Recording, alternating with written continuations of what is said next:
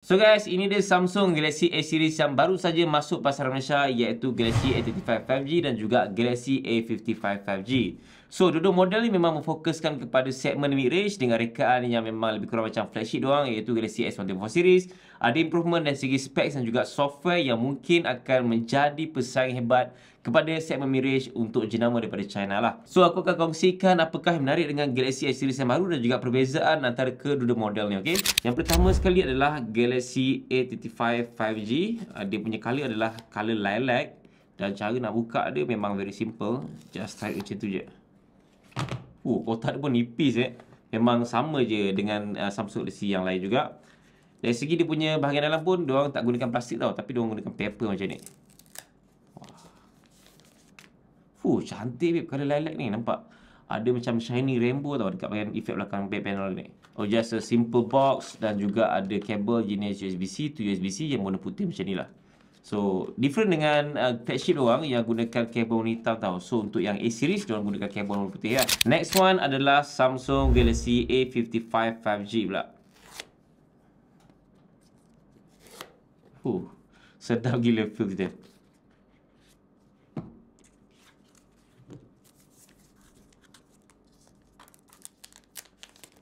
Simple je nak buka dia. Cuma kalau rakus sangat dia akan koyak lah sebab ni paper Sama juga dapat kabel jenis USB-C to USB-C dekat bahagian atas ni. Mana bahagian buka dia? Ni. Warna putih juga sama dengan A35 tadi. So ini dia Samsung Galaxy A35 warna lilac dan juga Samsung Galaxy A55 color ice blue. Actually untuk pilihan warna ni memang dua model ni lebih kurang je. Color untuk A55 pun ada juga color lilac. Untuk A35 pun ada juga color ice blue sama macam A55 ni. So basically dari segi dia punya reka bentuk memang tak ada perubahan ataupun perbezaan yang ketara sangat. Dua-dua menggunakan konsep design yang hampir sama je untuk A series yang baru ni.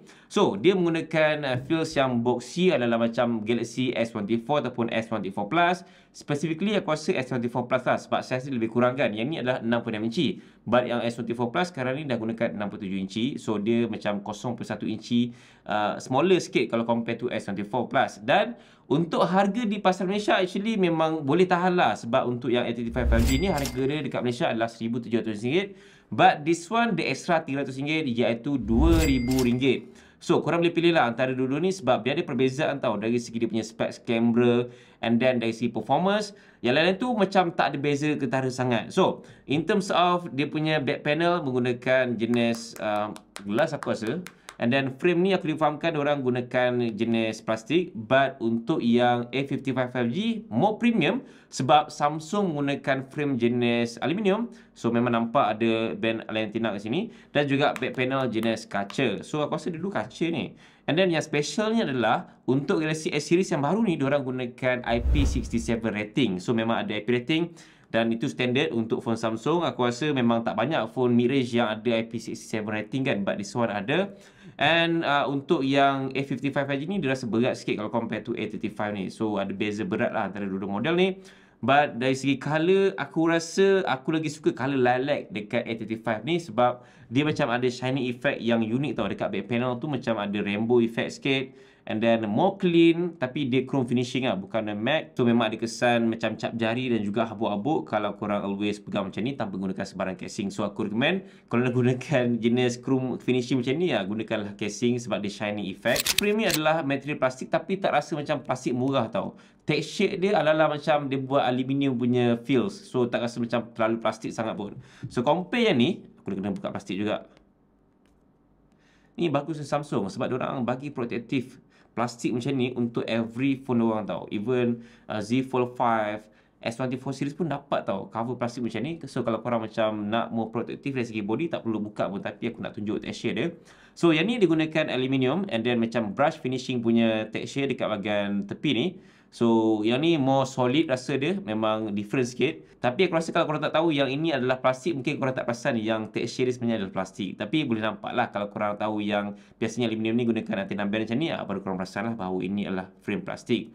So memang rasa very boxy dan juga tajam sikit tau dekat bahagian bucu ni. Dan one thing aku perasan kalau nak bandingkan dengan S24 Plus, diorang tak ada tau buat macam ada bump dekat bahagian power button dan juga volume button ni. So ini dia ada buat macam slightly bump sikit So dia tak fully flat, dia punya bahagian frame tepi. So ada macam bahagian power button dan juga boleh mata kat sini. So ini antara perbezaan yang korang boleh recognize kalau kita nak bandingkan dengan Galaxy S24, diorang punya flagship segment. Tapi dari segi kedudukan kamera memang sama je, dia punya iconic dengan triple setup kamera macam ni. Macam korang nampak, memang kedua model Galaxy S series ni menggunakan setup panel yang sama, iaitu Super AMOLED yang besar 66 inci, ada refresh rate tinggi dan juga ketahanan jenis Gorilla Glass Victus Plus. So susah kot nak dapat pada segmen mirrorless macam ni pada ketahanan skrin dia kan. So biasanya kita dengar macam Gorilla Glass 5 ataupun Victus biasa. But this one korang dapat more premium dan juga lebih durable, iaitu Glass Victus Plus.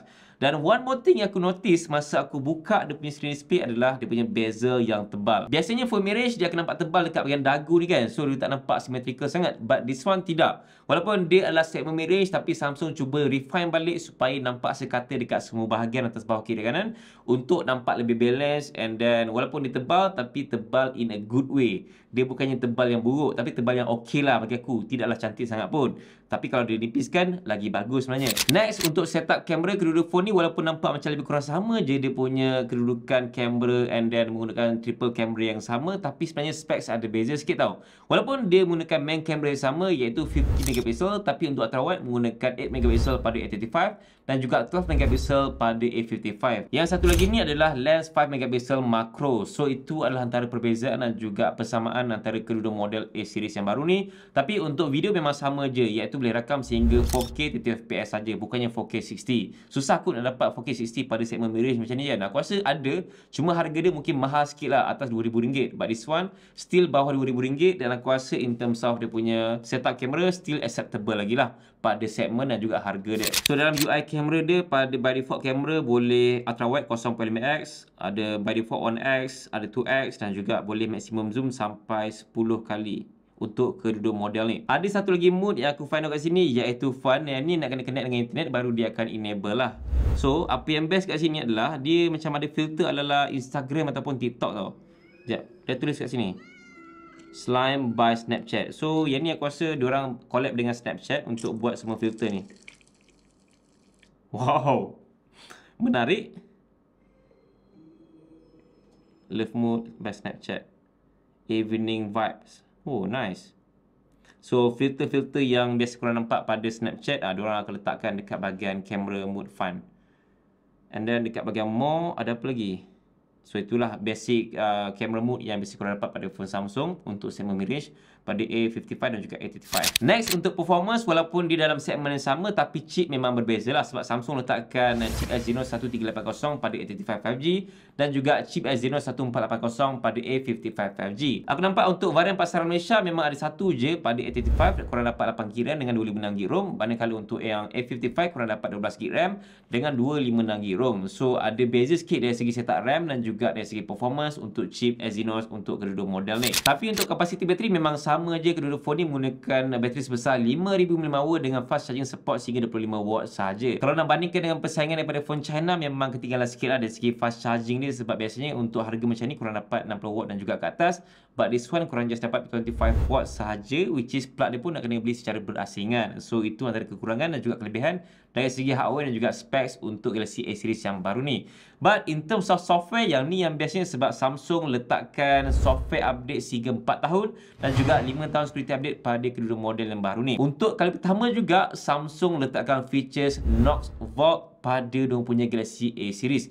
Biasanya untuk Knox Vault ni diorang akan letakkan pada segmen flagship saja tau. But now korang dapat pada Galaxy A series. So itu yang bestnya untuk bahagian software support pada Samsung punya smartphone. So mungkin korang tertanyakan, apakah itu Knox Vault? Knox Vault ni adalah sistem security untuk pastikan dia preserve kita punya passcode, kita punya sensitive information supaya lebih selamat kalau kena hijack ke kena hack apa semua kan. So itu yang pentingnya dengan security system untuk Knox Vault ni pada phone Samsung sekarang ni. Actually untuk sistem security ni ada je pada phone lain, misalnya macam Google Pixel dan juga iPhone. Google Pixel tak silap aku dia gunakan term Titan M, dan untuk Samsung memang diorang gunakan sistem security Knox Vault yang sama macam Galaxy flagship diorang lah. So itu antara improvement yang besar juga yang korang dapat pada Galaxy A series yang baru ni. So guys, itu saja sedikit sebanyak aku punya perkongsian dan juga first impression pasal Galaxy A35 5G dan juga Galaxy A55 5G yang terbaru. So macam mana? Korang rasa dengan harga macam tu dan juga semua specs yang Samsung bagi pada smartphone diorang ni, worth it ke ataupun sebaliknya? Cuba korang komen sikit dekat komen bawah ni, okay? Dan jumpa lagi dalam video. Assalamualaikum. Bye.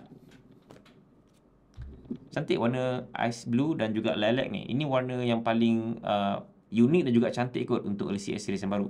Sebab tu diorang bagi yang ni aku rasa. Tapi aku suka yang lilac ni sebab dia ada macam shining rainbow punya effect kat back panel dia. So dia macam ada few colour yang berbeza kalau kita gerak-gerak macam ni kan.